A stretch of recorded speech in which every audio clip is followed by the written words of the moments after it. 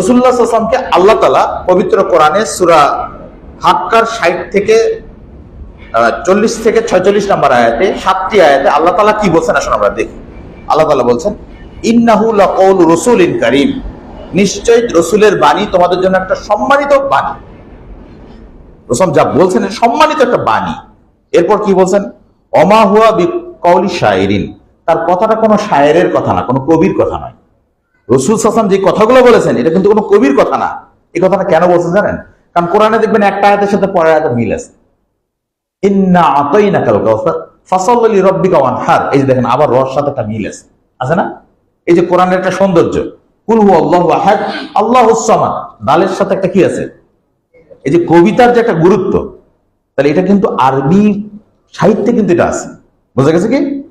তো এই জন্য আল্লাহ তাআলা বলে দিচ্ছেন, এটাকে তোমরা শায়েরের কথা মনে করো না, মনে করো না যে রাসূলের কথাগুলো একটা কবির কথা, এটা কোনো কবির কথা নয়। এরপর বলছেন, কলিলাম মা তুমিনুন, যদিও তোমরা খুব কমই এর প্রতি ঈমান আনো, প্রকৃত অর্থে কম লোকই তোমার এর প্রতি ঈমান আনো। তারপর বলছেন, ওয়ালা বিকাউলি কাহিনীন, আর তার কথাগুলো কোনো কাহিনী না, কোন গণকের কোনো কথা নয়, কোনো কাহিনী কিচ্ছা কাহিনী নয়, তার যে মুখ থেকে নিঃসৃত যে কথাগুলো এগুলো কোনো কাহিনী নয়। কলিলাম মা তাযাক্কারুন, তোমরা খুব অল্পই উপদেশ গ্রহণ করো, আল্লাহ বলছেন। এরপরে আল্লাহ তাআলা বলছেন, তানজিলুম মির রাব্বিল আলামিন, মনে রেখো আল্লাহর রবের, তোমাদের প্রতিপালকের পক্ষ থেকেই সবকিছু তার প্রতি কি করা হয়, নাজিল করা হয়।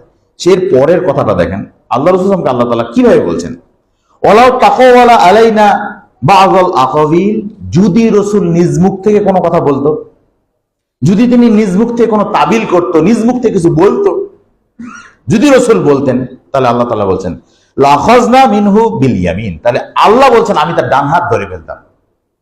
কে বলছেন এটা? আল্লাহ বলছেন আমি মুহাম্মাদের ডান হাত ধরে ফেলতাম। তারপরে সুম্মা লাকাতা'না মিনহুল ওয়াতিন, এরপর তার হৃৎপিণ্ডের যে শিরা, কণ্ঠ নালীর যে শিরা, এই শিরাটা আমি কি করে দিতাম, কেটে দিতাম। এটা কে বলতেছেন?